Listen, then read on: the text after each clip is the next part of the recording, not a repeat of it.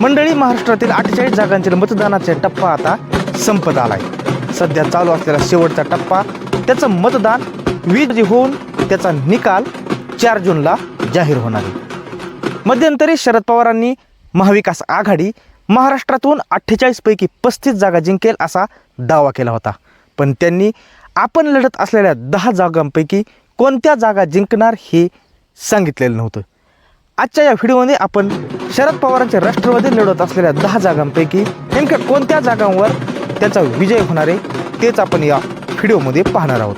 त्यासाठी हा व्हिडिओ शेवटपर्यंत पहा. तुम्ही पहिल्यांदाच या चॅनलवर आला असाल तर कृपया चॅनलला सबस्क्राईब करायला मात्र विसरू नका. राष्ट्रवादी शरद पवार गटांकडून जिंकून येणारा पहिला लोकसभा मतदारसंघ म्हणजे बारामती. इथं सुप्रिया सुळे विरुद्ध सुमित्रा पवार असे ननंद भाऊजाईमध्ये थेट लढत होती. प्रचाराच्या सुरुवातीपासूनच राष्ट्रवादी शरद पवार गटाने इथं आघाडी घेतली आणि तीच आघाडी त्यांनी शेवटपर्यंत टिकवल्यामुळे इथून सुप्रिया सुळे याच विजयी होतील असा अंदाज आहे. शरद पवार गट विजय होईल असा दुसरा लोकसभा मतदारसंघ म्हणजे नगर दक्षिण लोकसभा मतदारसंघ. या मतदारसंघामधून भाजपचे सुजय विखे विरुद्ध राष्ट्रवादी काँग्रेसकडून निलेश लंके हे निवडणूक लढवत आहेत.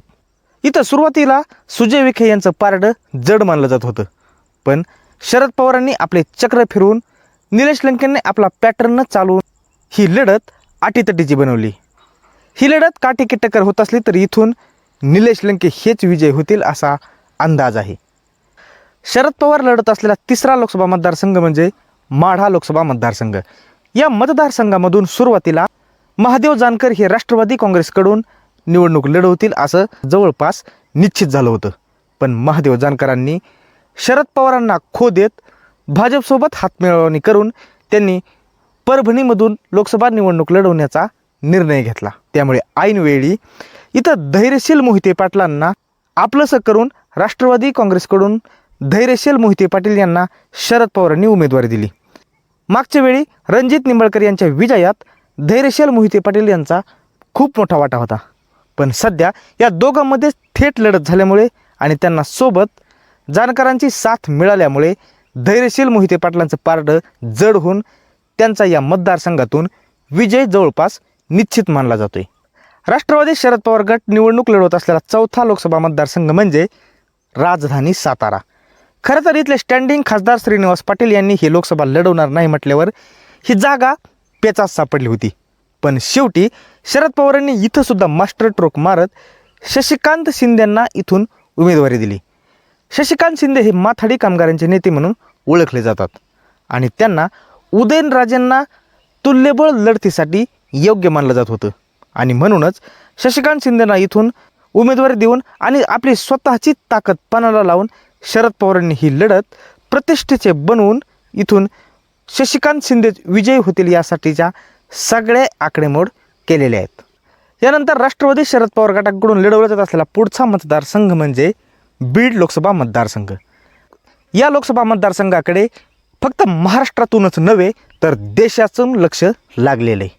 कारण इथं या मतदारसंघातून पंकजा मुंडे विरुद्ध राष्ट्रवादी शरद पवार गटाकडून बजरंग सोनवणे रिंगणात आहेत.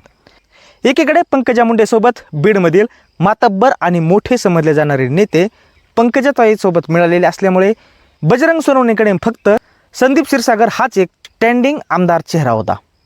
पण जसजशी निवडणूक पुढे सरकत गेली तसं पंकजाताईंनी उपोषण करून आरक्षण मिळत नसतं असं म्हणून जरांगे पाटलांना डिवचल्यामुळे इथून सगळा एकगठ्ठा मराठा बजरंग सोनवणेच्या पाठीमागे उभे राहिला.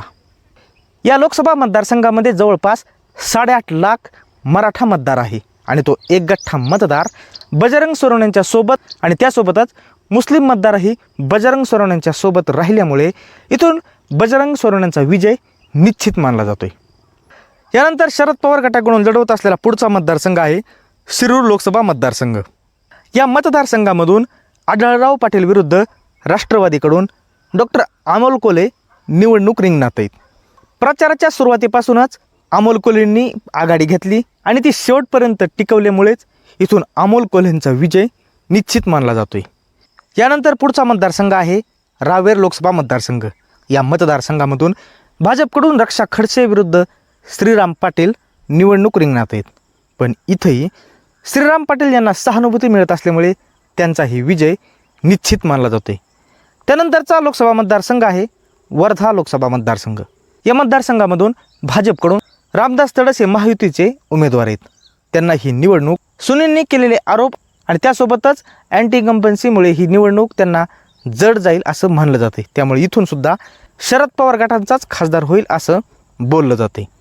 त्यानंतर पुढचा लोकसभा मतदारसंघ आहे भिवंडी.